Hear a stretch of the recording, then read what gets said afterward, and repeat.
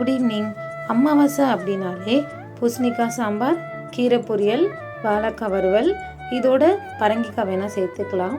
வெங்காயம் கொஞ்சம் கம்மியாக சேர்த்துக்கணும். ஆக்சுவலாக வெங்காயம் சேர்த்துக்கவே கூடாது. ஆனால் நமக்கு வெங்காயம் இல்லாமல் செய்கிறதுக்கு ஒரு மாதிரி இருக்கும். அதனால ஒரு வெங்காயத்தை எடுத்து எல்லாத்துக்குமே யூஸ் பண்ணிக்கிறது.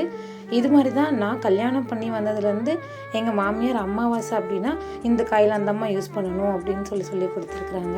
என் ஹஸ்பண்ட் மட்டும்தான் விரதம். நான், பாப்பா எல்லோரும் காலையில் டிஃபன் சாப்பிடுவோம்.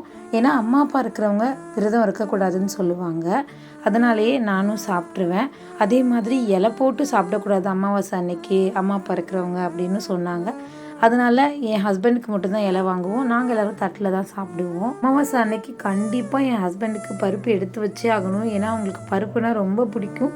அதே மாதிரி லக்கி குட்டிக்கும் பருப்புனா ரொம்ப பிடிக்கும். லக்கிக்கு பருப்பு சாதம், ஸ்ரீமிக்கு சாம்பார் சாதம். நாளைக்கு ஊருக்கு போக வேண்டிய வேலை இருக்குது. கார் கொஞ்சம் அழுக்காக இருந்துச்சு. அதனால் போய் காரெல்லாம் க்ளீன் பண்ணி விட்டுட்டு நானும் ஹஸ்பண்டும் அதுக்கப்புறம் வந்து தான் விரதம் விட்டு சாப்பிட்டாங்க அவங்க. இந்த ஹெலிகாப்டர் வாங்கி ரொம்ப நாள் ஆச்சு. சன்லைட் பட்டுச்சுன்னா இந்த மேலே இருக்கிற அந்த விங்ஸ் வந்து சுற்ற ஆரம்பிக்கும். இதை காரில் ஃபிட் பண்ணிடலாம் அப்படின்னு சொல்லிட்டு இன்றைக்கி ஃபிட் பண்ணேன்.